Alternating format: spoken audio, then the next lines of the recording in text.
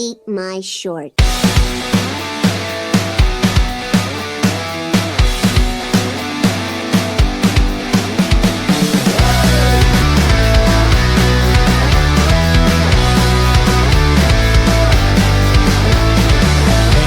Hey everybody, welcome to Eat My Shorts podcast. This is the podcast where I take your childhood and I slap you in the face with it. And if you hear moaning and groaning in the background, yes, that is my stepdaughter who cannot swallow a pill. So I thought this would be a good way to intro this week's episode, because on this episode we have Booo, Mike Wexler, who's going to be a guest on the show.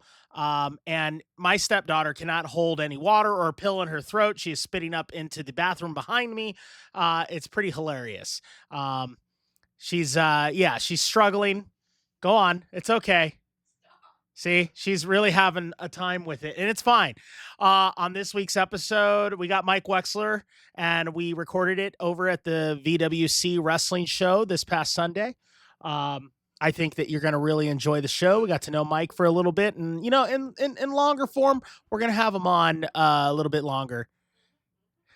Yep, and that's Cynthia in the background doing her dance for me. Do that again. I like it. Nice. So you hear all that whining there? That's my stepdaughter. She just cannot swallow a pill for the life of her. It's Pepto-Bismol. It's not. It's definitely, yeah. Anyway, so yes, if you have been liking the podcast, please, by all means, hit the subscribe button. Give me a like, give me a follow, give me a hug. You know, because I'm pretty depressed in this house. What? I'm kidding. Not from you. Just I deal with that. Okay, now I got the wife upset at me. I'm so sorry. That was my bad. I get no hugs? I'll bring you on camera. All right, it's the only hugs I get. Anyway, we had a good conversation, but we have some future shows coming up. I'm very excited about. She cannot. I don't know if you guys can hear this. I hope you can hear this, because there's a whole thing over here. Yeah.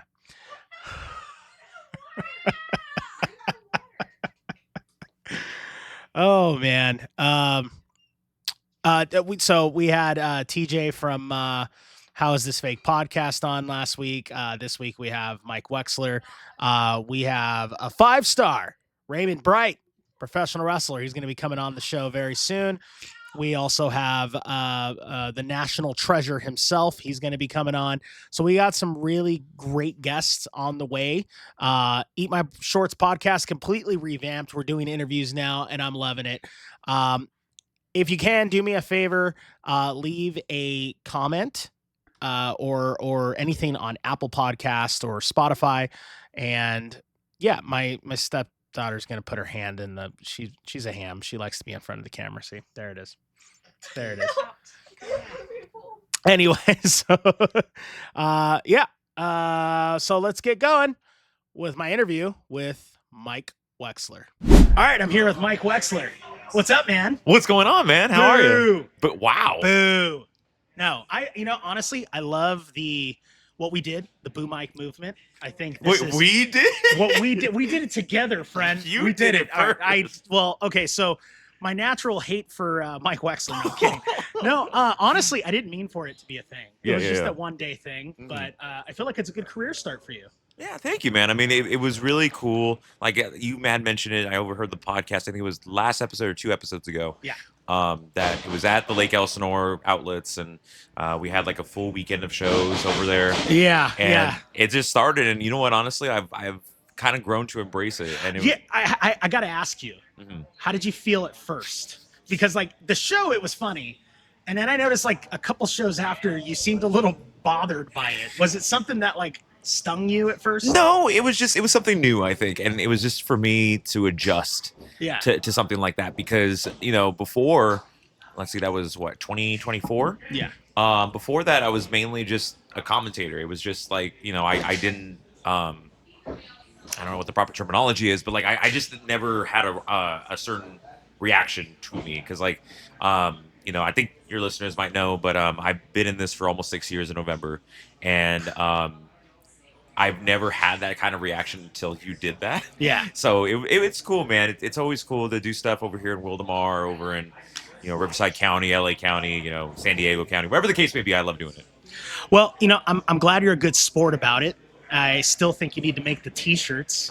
I've told you to make the shirts, man. I'm telling you, if you're watching out in YouTube land, I'm picturing Boo Mike on the shirt, and I would wear it. I'm a Boo Mike guy is another shirt you can be. Okay. Like, these are things we could do. I could help you with your merch booth. We can get you all set up on Pro Wrestling Tees. Mm-hmm. You'll be rich, man. I mean, yeah. You have a punchable face. That is insane to say that on camera. I'm kidding. But no, I thought about it. It's just time. I think time, and right now I'm kind of saving for WrestleMania week. I'll be there in Las Vegas from Wednesday to that Saturday. You going to WrestleCon? You know what? That's the plan. I did go last year. I had a couple of friends that were, that were a part of the media team. So shout out to Muscle Man Malcolm, if you know who that is. Mm-hmm. Wheezy Blonde, I believe, was hosting it with another TikToker. But yeah, man, it's cool vibes. I was there to help out Malcolm with some of the camera stuff and all that too. So it's really cool. That's the plan, is to be there, but who knows? All right. Well, hopefully we'll see you get some bookings and get you at every show out there. That's my big thing here is like, in all honesty, we joke around the Boo Mike thing, but I want everyone to know, like, if there is one dude I think needs to have a career in wrestling, it's you. I really do think so. I think like in the ring? No, I mean, okay. I'd like to get you in the ring. Yeah, no. I'd like to wrestle you. Power bombing you is an ideal thing for me, but no, genuinely, no. What I mean is commentating wise, like, I can see you being a really great ring announcer or a commentator. You have the look for it, you have the talent for it, you have the voice for it. Thank you. A lot of guys don't have a voice for it, and yet they're everywhere in indie wrestling. So I'm not going to name names, but I do think that there are guys out there who don't have a great voice, but you do. Thank you. I've seen, I did see some clips of you because I was kind of going back and like how long you've been doing stuff. You do indie films. I've seen you work with Chris Van Vliet. Yep. How did you get with Chris Van Vliet? Like, how did that work? So I've been watching his interviews since 2012. Yeah. On YouTube, and I think I had mentioned him on an Instagram story back in 2018, 19. Yeah. And it's just been the constant support ever since. So he's always repost my stories and stuff like that. And it wasn't until like maybe 2020, 2021 where like it was truly like he knew who I was and stuff like that. So he's a great guy. He's a huge wrestling fan. Like, I imagine you two bonded that way. Like, you guys are just big wrestling nerds. I mean, but he's a professional, man. He's done it for the news station over in Chicago, in Cleveland for a while, and then that's where Florida. He started, right? Yeah. Like, dude, his show has blown up to being like it's my personal favorite podcast. Mm-hmm. Like, I look forward to the show weekly. I think he's great. Yeah. About you though, like, are you gonna do podcasting? Are you looking into? So I do have my own podcast. Okay. It's called the Your Story Podcast.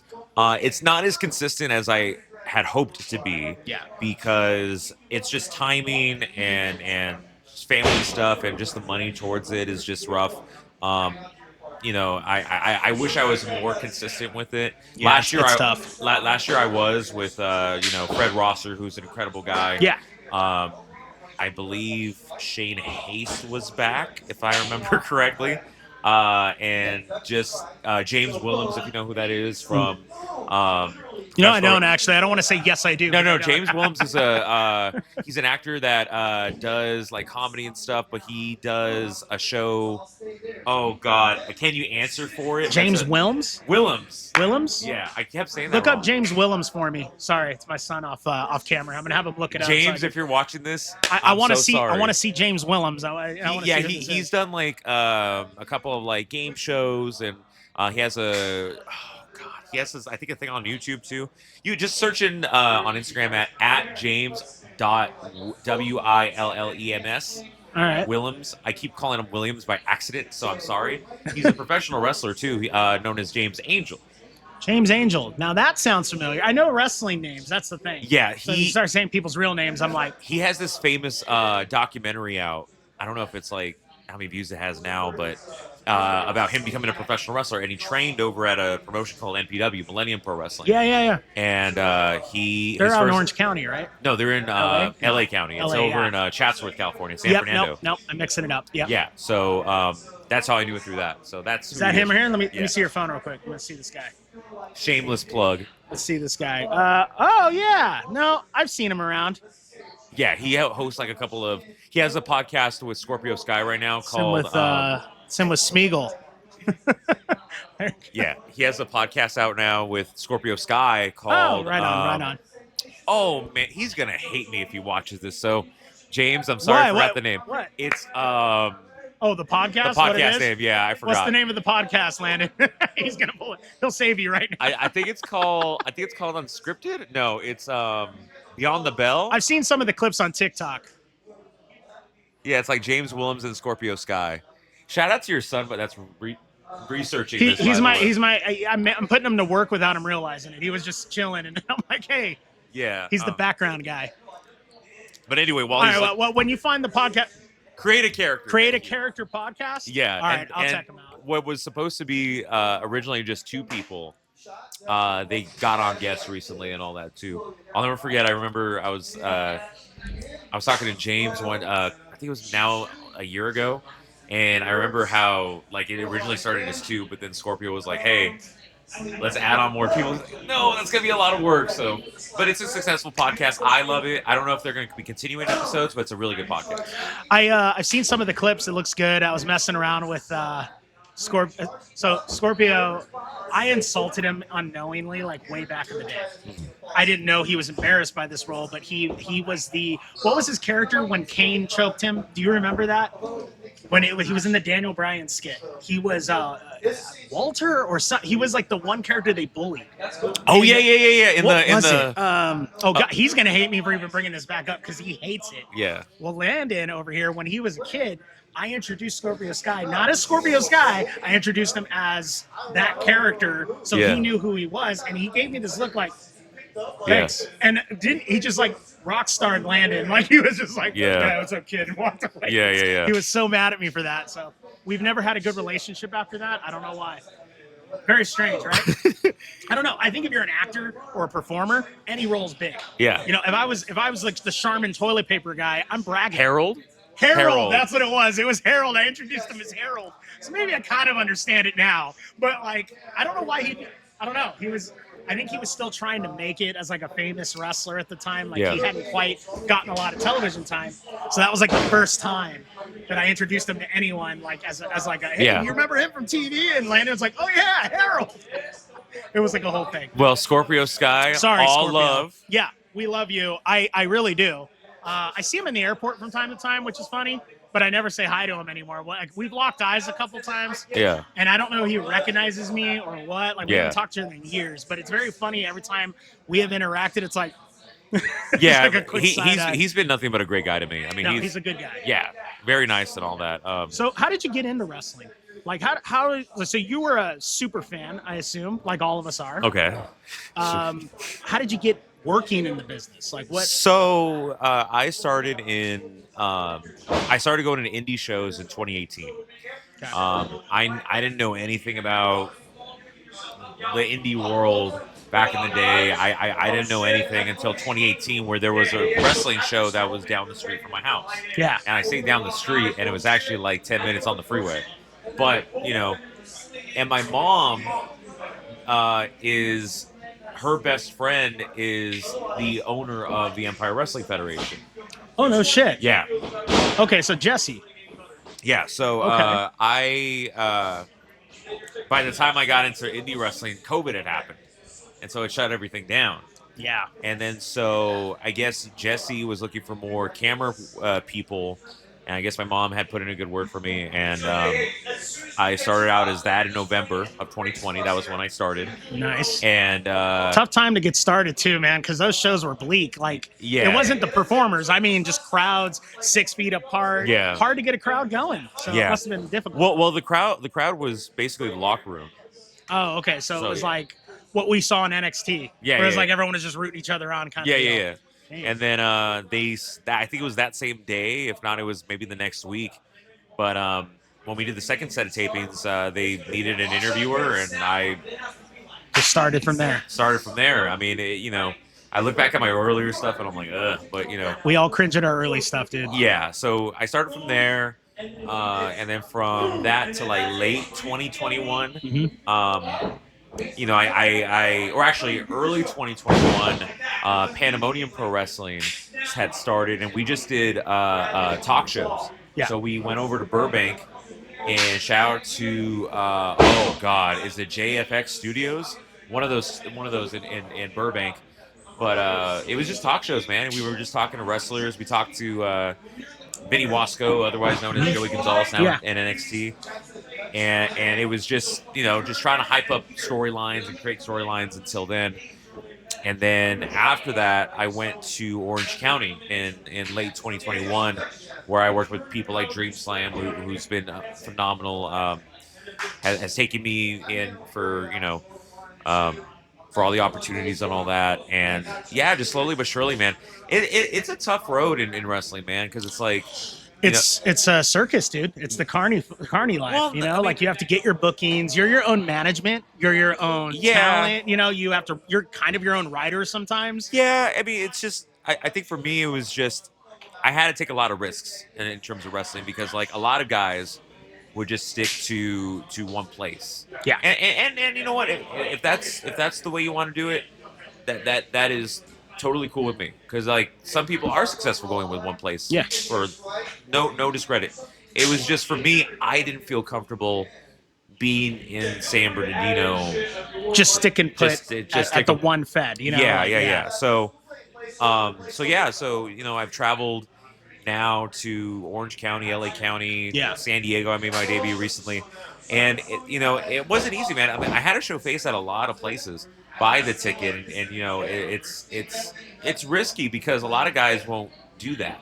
You know what I mean? And it's very risky in the business. I get that. It's just, but that's the risk that I had to take as a broadcaster to make them familiarize who I am and stuff. Because if I would have stuck in where I was in the beginning, I don't think I would be over here. I don't think I would be over in West Coast Pro, where I was just at, and meet all these great people, wrestlers and broadcasters. Yeah, I saw you Championship Wrestling from Hollywood recently. You were over there, so I'm loving watching your career grow. Thank you. I do encourage everyone who's watching, book the kid.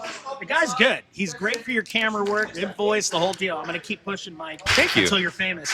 But here's the thing. What is your ultimate goal in wrestling? Like, what do you want to do? That's $1 million question. I've always said when I was a kid, I could get signed to ESPN. I'd be happy. If I get signed to WWE, I'm happy, or AEW or TNA.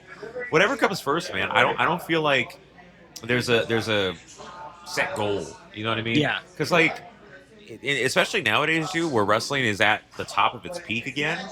I think the first time since maybe the Attitude Era, maybe even before that. I think it makes more money than Attitude. Like, I think we look back on Attitude Era as like with rose-colored glasses, nostalgia. But the reality is, like, the money being pulled into the WWE now, that force is huge. Well, it's on ESPN now. So it's ESPN, it's worldwide. I mean, they're having, we had the Saudi Royal Rumble and all the money it's getting pumped in from there. The merchandise is like, it's everywhere now. Like, I mean, I opened my phone, I'm seeing Pac Sun, Sheen. All of this has WWE merch that's official now. Yeah. So it's not just like, oh, get the Austin 316 shirt. Right. There's like 400 different variations of it. So no, watching the business grow is big. I could see you.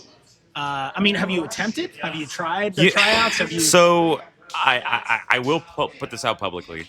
I did have a tryout with WWE in 2021. Okay. Or was it 2021? No, 2022. I keep thinking it's 2021. 2022, it was about February. I just had the job that I have now, which is over at Cal State San Bernardino as the announcer for their I saw that program. Congrats on that, by the way. Thank you. This is my 5th season. So, but I remember I had just started out with that job, and then I had an email, or no, I had a text from somebody that I knew from WWE, who I cannot disclose, because if I do... No, we don't do that. Yeah. We don't do that. No.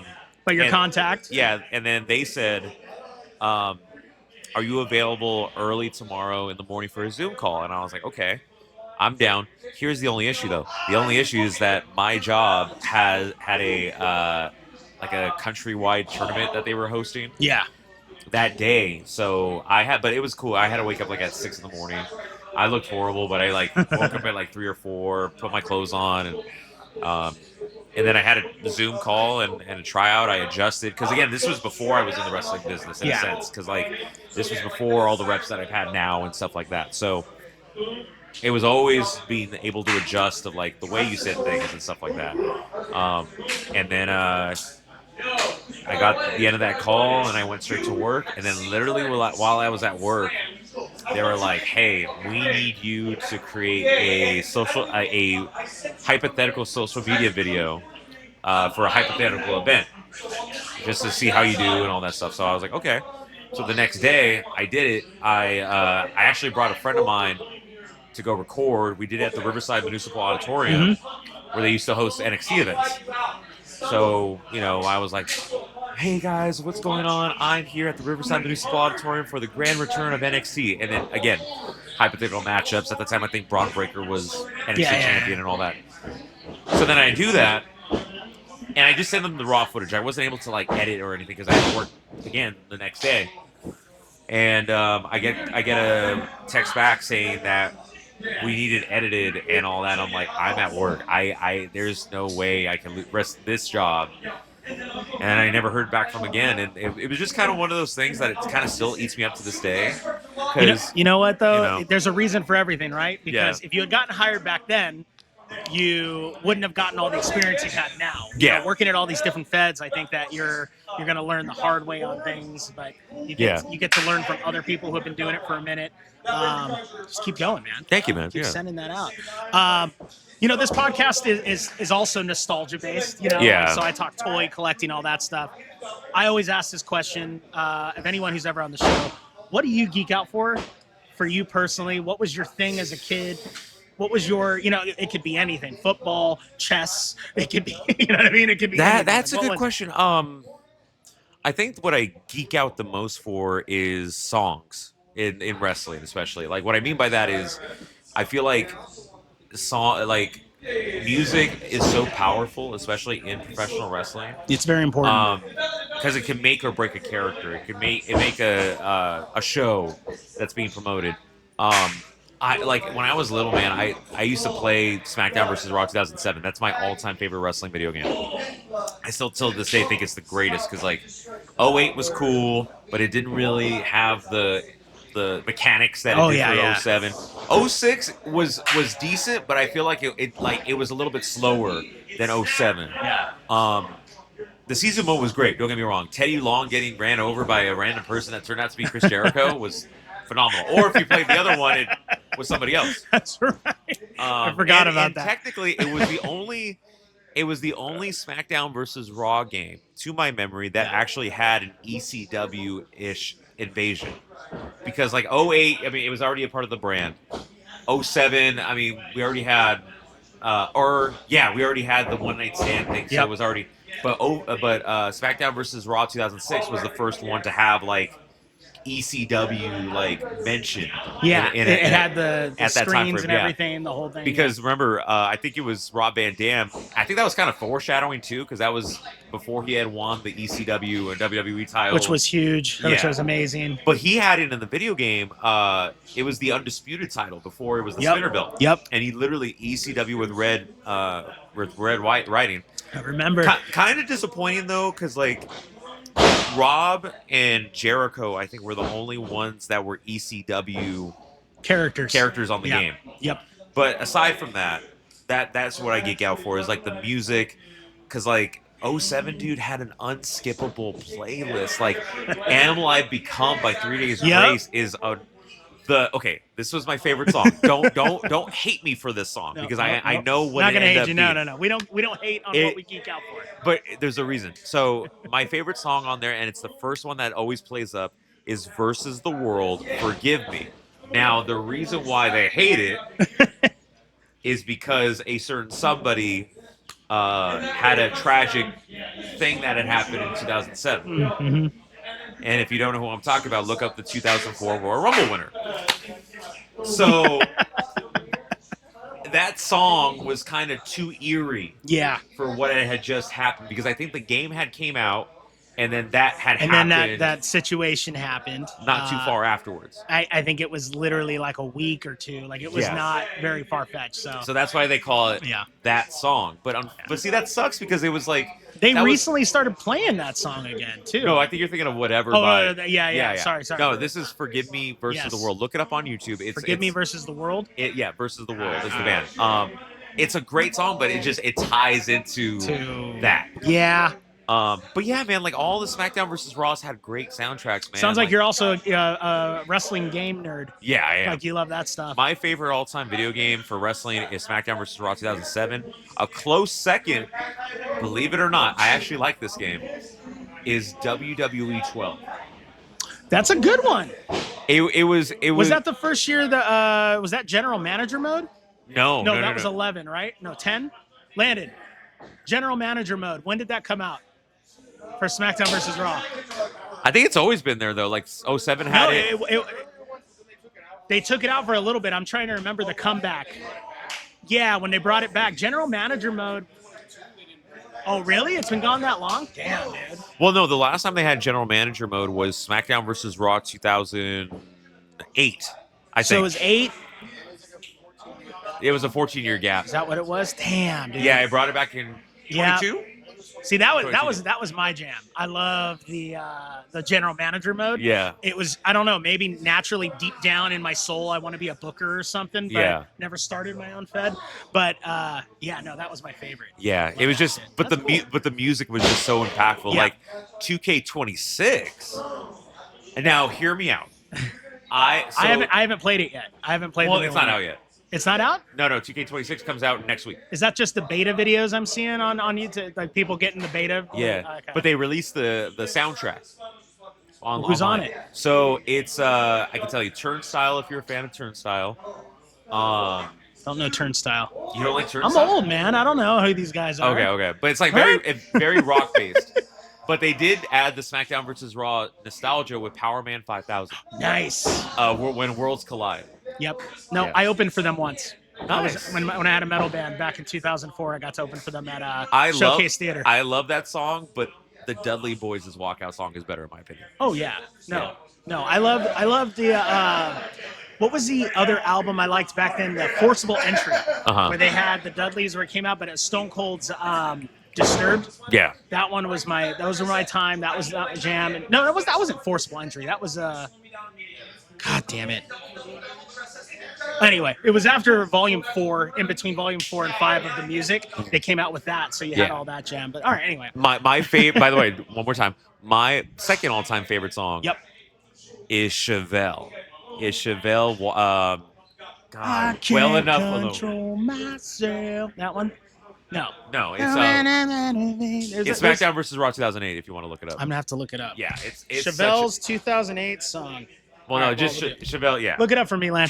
All right. Well, I told you I'd only have you for like 30 minutes because you got to prep for the show. Yeah. We have a wrestling show tonight, Valley Wrestling Connection. Yeah, this is another one. Real quick before, how did you get involved with this place? So funny enough, I bought a ticket because they were over in Marietta at the skater rink. Yep. And I remember Enoch. Oh yeah. Jarrell Diaz. Yeah. So I vegan Superman. So he saw me in the crowd. And I guess they were missing a commentator, and then they were like, "Hey, this guy commentates." So then that's how I got started. They just grabbed you. Yeah. Yep. That was kind of happened to me because I think you couldn't show up one night, and then you got the other. Who else has commentated here? Don't you have a new partner? Yeah, we have a new one now, Graham Denman, but he's not here tonight. Oh. So yeah. So it's just kind of it's give and take, right? Like a lot of people call out and stuff. So that's how I got the gig. Yeah. I was on Facebook one night. They were running, and he goes, "Hey, are you close to the roller rink?" And I was like, "Yeah." And he was like, "Well, you want to commentate tonight?" And I was like, "Sure." And I had not been in the business for like 10 years. Yeah. Right? It was I don't know, 8 years I think, but yeah, it was. Yeah, no, that's how I got back here. So I don't know. For sure. But I'm glad we got to work together. I'm glad we're getting to work together more. I want you back on the podcast so we do a longer show. Yeah, for sure. So we'll set up a Zoom where we can actually spend an hour and really get to know you. Yeah. But thanks for coming on, dude. Yeah, dude. I appreciate you. Yeah. If you want to book Mike, you're going to find him on Instagram at SockMonkeyMike. Do you have anything else you want to plug? I would just like to say thank you to Justin and the Eat My Shorts podcast for always being cool. Shout out to everybody that I've worked with over the years, from the Empire Wrestling Federation to Millennium Pro Wrestling, to Dream Slam Wrestling. I was gonna say Pro Wrestling. Dream Slam Wrestling, West Coast Pro. We have a show over in Vegas on April 16th. And yeah, I just want to say thank you guys. Thank you for having me on. And, of course, man. Hopefully, if you're here tonight, don't boo me. Yep. Eat my shorts.